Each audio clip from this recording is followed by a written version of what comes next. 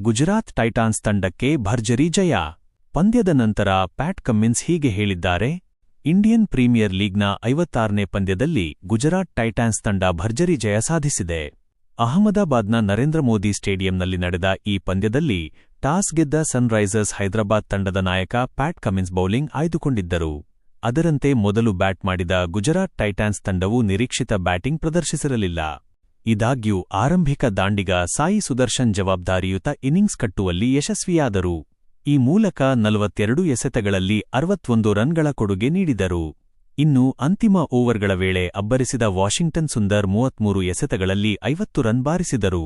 ಈ ಮೂಲಕ ಗುಜರಾತ್ ಟೈಟಾನ್ಸ್ ತಂಡವು 20 ಓವರ್ಗಳಲ್ಲಿ 168 ರನ್ ಕಲೆಹಾಕಿತು. 169 ರನ್ಗಳ ಗುರಿ 169 ರನ್ಗಳ ಸ್ಪರ್ಧಾತ್ಮಕ ಗುರಿ ಬೆನ್ನತ್ತಿದ ಸನ್ರೈಸರ್ಸ್ ಹೈದರಾಬಾದ್ ತಂಡಕ್ಕೆ ಆರಂಭಿಕ ಆಘಾತ ನೀಡುವಲ್ಲಿ ಮೊಹಮ್ಮದ್ ಸಿರಾಜ್ ಯಶಸ್ವಿಯಾದರು. ಮೊದಲ ಓವರ್ನಲ್ಲೇ ಟ್ರಾವಿಡ್ ಹೆಡ್ 0 ವಿಕೆಟ್ ಕಬಳಿಸಿ ಮೊದಲ ಯಶಸ್ಸು ತಂದುಕೊಟ್ಟರು. ಇದರ ಬೆನ್ನಲ್ಲೇ ಕಗಿಸೋ ರಬಾಡ ಎಸೆತಗಳಲ್ಲಿ ಅಭಿಷೇಕ್ ಶರ್ಮಾ 6 ಹಾಗೂ ಇಶಾನ್ ಕಿಶನ್ 11 ಔಟಾದರು.